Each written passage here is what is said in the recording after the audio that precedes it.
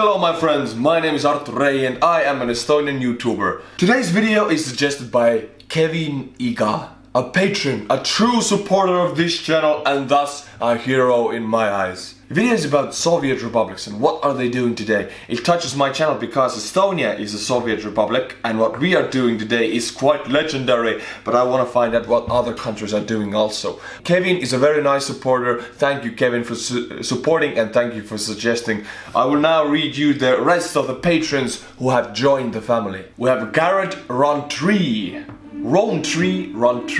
It's like a tree, run tree. I will read it as an Estonian. Karret Rontre. Thank you, Karret Rontre. We got God Emperor. Truly, you know how to name yourself because you have been a supporter of this channel. You truly are part of the pantheon. You are a God Emperor.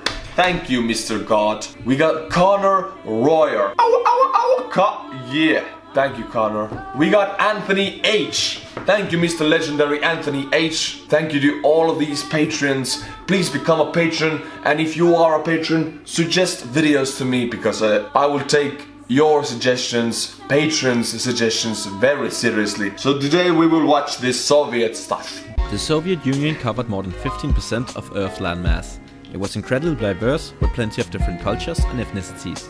It consisted of 15 entities called Soviet Socialist Republics that became independent countries more or less instantly when the Soviet Union collapsed. The world saw the new countries Armenia, Azerbaijan, Belarus, Estonia, Georgia, Kazakhstan, Kyrgyzstan, Latvia, Lithuania, Moldova, Russia, Tajikistan, Turkmenistan, Ukraine and Uzbekistan.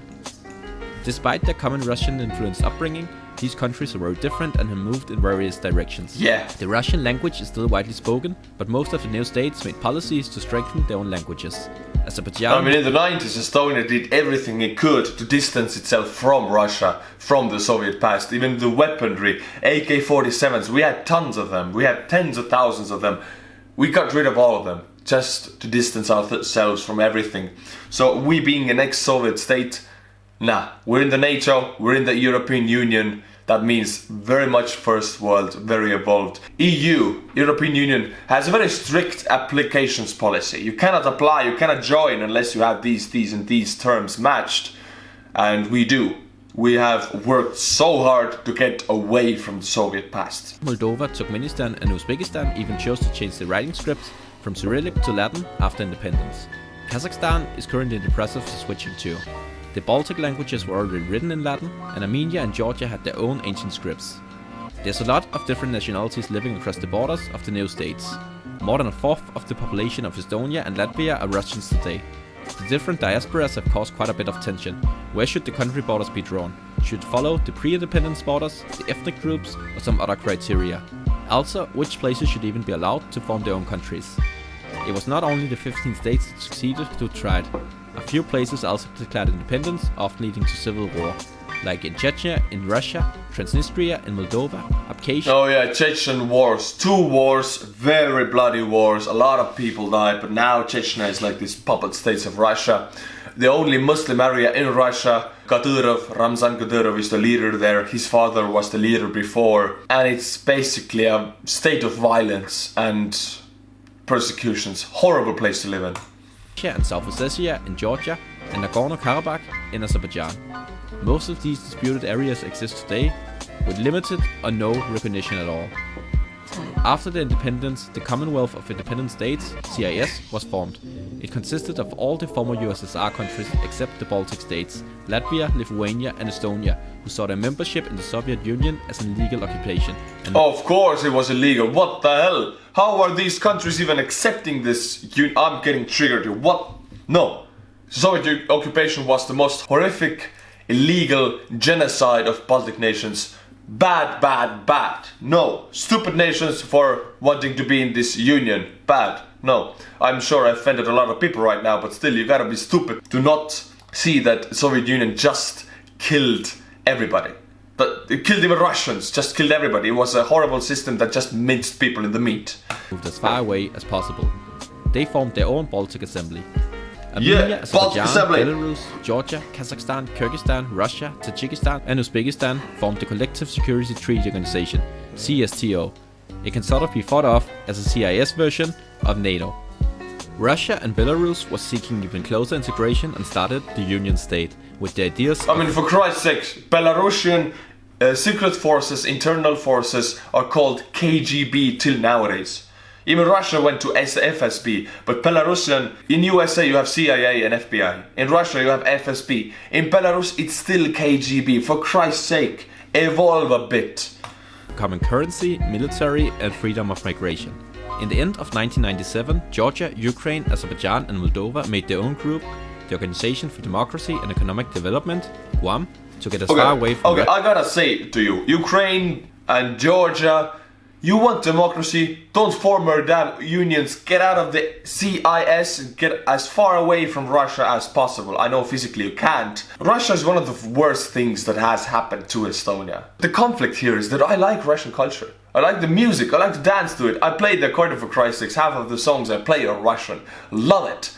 But the politics is the worst in the world, and some of the politicians are so damn stupid there. And if they want to occupy Estonia, I'm gonna give them hell. Russian influence as possible. In 1990, Azerbaijan, Georgia, and Uzbekistan all left CSTO, and Uzbekistan also joined it, GUAM, making it GUAM. GUAM. In 2004, the Baltic states joined the European Union and NATO, yeah, a move NATO. Russia was not too happy about. Oh, and Georgia Screw you, Russia. decided a nice flag was better than an ugly one. Turkmenistan wanted to be neutral in as many matters as possible and chose to downgrade from full membership in CIS. Uzbekistan again left Guam and re-entered CSTO. Georgia was leaning towards the west and away from Russia. In 2008, tensions over the two breakaway regions, Abkhazia and South Ossetia, led to war between Georgia and Russia, which also made Georgia led to war. It was a Russian provocation. They just rode in with their tanks and set the country back for 30 years in evolution. They just destroyed all of the infrastructure in Georgia and won the war with weeks, basically. I'm sorry, I'm getting so triggered. Russia does so horrible things. I don't like people being bullied. I don't like violence. And Russia is just this big dude who has mental issues, who is bullying smaller countries. That's how I see the thing. And I know my country's history. I'm not just one-sided or brainwashed. Unnecessary violence, that's what they do. Let's stop me being triggered and let's jump into the Estonian Youtuber Cup competition, because last time Washington and Texas were going head to head. Who's gonna win, like back in the Civil War? But now the tables will turn, I promise you that. We have arrived at the Hall of Fame, the list of the gods, the list of the states and the orders. Washington and Texas are going head to head at 9 orders. Let's see what happens. Here are 5 names who have ordered the cup. Gordon Barbie, it's like Barbie but Barbie, A-Y, Barbie. Cockney people would say Barbie, so it's Cockney Barbie from California. Second one from California. Whew. Getting hot down there. We got Cameron Kraft from Texas. Oh, Texas went by. Washington, Texas now has 10 orders. Yeehaw! See, 10 is too much to put on the board, so I'm gonna just take everything away and add a beautiful number of 10. Texas is the first state to use the Arabic numbers because the Roman numbers, they're taking too much. Washington still has these old school type of lights. We got Hannah Price from Georgia. Hannah, you are like the 3rd woman ever to order the cup, so applause to you. We don't have any women here. Maybe you're just a man who put your name as Hannah, but if you are truly a girl, I salute you. You are brave. Georgia gets a point for you. Yeah, that's the first for Georgia. Let's write it down. Nice work, Hannah. Kantemaasa, Iowa. Actually, the dude wrote to me how to say his name. It's supposed to be Chuntai Masa. Chuntai. Did I say it right? Chuntai. He ordered, or is it the she? I don't know. He or she. They ordered 2 cups. And that's for Iowa. So Iowa gets 2 points. Yes, if you order many cups, they get many points. That's how it works. That's how the gods created this world. So Iowa gets 2. That's the first 2 points for Iowa. Nice work, Chunta, you saved your state. And last we have Caden Scherer from Washington. Oh, Washington has made a comeback! How crazy is that? Now Washington and Texas both have 10 in Arabic numbers. That's a 10 for Washington. Washington. Ha! I like that. That's the 5 orders. If you want your state to succeed, I personally would actually like to see some other states leading the competition, because we all know from the Civil War times, Washington and Texas are going head to head. Let's have some other states spice things up a bit. You're from Alaska. Order the cup. Really, I don't think there are people in Alaska, because no one orders. There's no Alaska here, and it's so big and no one lives there. If you from Alaska, prove me wrong. Withdraw completely from CIS. Uzbekistan left CSTO, again, make up your mind, Uzbekistan. Yeah. The remaining CIS countries, except Azerbaijan, entered the Commonwealth of Independent States Free Trade Area, CIS FTA. Armenia, Belarus, Kazakhstan, Kyrgyzstan and Russia wanted even stronger integration when it came to trade and formed the Eurasian Economic Union, the EAEU. It can sort of be compared to the European Union, and it introduces the free movement of goods, services and people.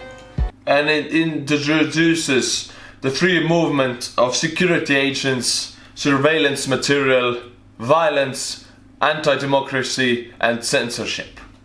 It provides for common policies in transport, industry, agriculture, energy and foreign trade. The idea of a single currency has also been suggested. In 2014, the peninsula of Crimea in Ukraine, with a Russian majority, declared independence. It was annexed the very next day by Russia. The eastern regions of Donetsk and Lugansk followed and declared independence, resulting in a war between Ukraine and Russian-backed separatists. So Ukraine... Russian-backed separatists. Why? Russia is the bad boy in this. Like, every country tries to just live their own life, get free from the Soviet past. You know, it's so hard to recover from that. It takes generations. And Russia is like, boom, I want to bully everybody. Come here, you little country. Come here, beat the shit out of you. Why? Why Russians? Why? I know Russian people are not like that. It's just the Putin government. Why are they like that? Why violence? Why can't we just live in peace? Russia, Putin, answer me. Why not peace? Also left CIS. Today, relations between the remaining CIS members are overall quite good, but with a few points of tension. Armenia and Azerbaijan are still in a frozen but bitter conflict. Both Kyrgyzstan and Tajikistan is having a feud with Uzbekistan, and Moldova is split between the west and the east. Right after Soviet times, all the new countries saw economic recession. Production chains across state lines of the republics broke down. Most countries began right away on the transition to a market economy from a command economy. It took some time, but the GDP of almost all the countries is now higher than at independence. Yes! You know what Estonia did after the fall of the Soviet Union? We did our great leap forward. Our GDP rose like 200% compared to the Soviet Estonian Republic. We embraced the capitalism and democracy, like jumped into the world, and now we're very successful actually. NATO and EU, for such a small country, very big milestones. Turkmenistan, who's rich in natural gas, experienced the most growth with an increase in GDP at more than 300% since independence, followed by Azerbaijan and Uzbekistan, while Ukraine today is still below Soviet times. Russia is by far the biggest economy, with around 70% of the region's total GDP. In terms of GDP per capita, the Baltics are leading, with Estonia taking the absolute lead. Estonia, woo! We're taking the absolute lead. I'm telling you, man, I'm telling you. We don't need that Russian crap. We are good with our own... Look, when the Soviet Union broke down, you know what the Soviets told the politicians? Oh, Estonia, how are you gonna manage? Like, we helped you so much. You're gonna die alone. Look at these numbers. We are managing fine without Soviet Union. We're managing fine without Russia. No, thank you. Next is Russia, Kazakhstan, Belarus, the countries in the Caucasus, Ukraine, Moldova, and in the end we have Uzbekistan, Kyrgyzstan, and finally Tajikistan. The Human Development Index tells a very similar story, with the Baltic countries in front and Kyrgyzstan and Tajikistan coming in last. Our GDP is higher than Russia, and we are 1/100th of the size of Russia. I'm sorry, this video is very aggressive, I know, I'm sorry, bear with me, I just have a lot of tension in me because I see how bad war is for us, and I know what Russia wants, and we just want peace. Estonians want, we don't want bad for Russia. Russia just, I'm fine with them being there, not taking everybody over. I'm fine, I don't have hatred for Russians, I just want peace to Estonia. And the only one who wants to take it away is Russia. Of course I'm angry. Of course I'm freaking angry. When it comes to politics, the new states also had a bit of problems with democracy and corruption. On the democracy index, the Baltics are leading in front, yes, and ranked democracy. Estonia is still First in democracy also. GDP, democracy, everything. Boom! See how much we are working for to get away from it. We work really hard. We have problems, yes, alcoholism is one of them, but still look at these numbers, they don't lie. Precis. Next comes Moldova, Ukraine, Georgia, Kyrgyzstan and Armenia, who are all labeled as hybrid regimes. The remaining countries are considered authoritarian. The leaders of these countries have a tendency to hold power and not let go. If you get the presidency, it's often a job for life. Lukashenko in Belarus and Nazarbayev in Kazakhstan, They are dictators, full-out dictators. have been in charge since independence. Ramon in Tajikistan also came to power soon after. Mirziyoyev in Uzbekistan and Berdimuhamedov in Turkmenistan became their country's second presidents only when their predecessors died.